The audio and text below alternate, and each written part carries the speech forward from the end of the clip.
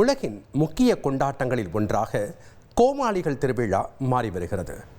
தற்போது எங்கே நடந்தது பார்க்கலாம் விரிவாக.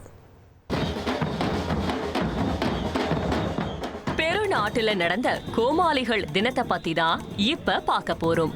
இந்த திருவிழாவுக்கு பின்னணியா நெகிழ்ச்சியான கதை ஒண்ணும் இருக்கு. பெருநாட்டுல வசித்து வந்த டோனி பெரிஜில் என்பவரது நினைவாக இந்த கோமாளிகள் திருவிழா ஆண்டுதோறும் நடக்குது.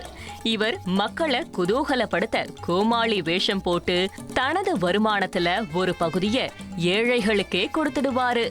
இதனால ஏழைகளோட கோமாளின்னு பெருநாட்டு மக்கள் இவரை அழைச்சாங்க. கடந்த 1987 மே 25 டோனி பெரிஜில் உயிரிழந்ததுக்கு அப்புறம் அவரது நினைவா வருஷா வருஷம் கோமாளிகள் திருவிழாவை மக்கள் கொண்டாடிட்டு வராங்க.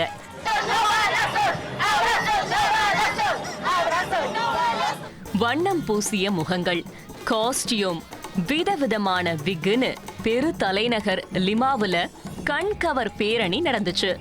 இதுல பல்வேறு பகுதிகளில் இருந்து வந்திருந்த தொழில்முறை கோமாளிகள் கலந்துகிட்டு நிகழ்வையே வண்ணமயமாக்குனாங்க. ஆட்டம் பாட்டத்தோட களை கட்டிய கோமாளிகள் திருவிழாவை குழந்தைகள் முதல் பெரியவங்க வரை உற்சாகமா கண்டுகளிச்சாங்க. சோகமா இருக்கிற மக்களை சிரிக்க வைப்பதுல தங்களுக்கு பெரும் பங்கு இருக்கிறதா கோமாளி வேஷமிட்டவங்க சொல்றாங்க.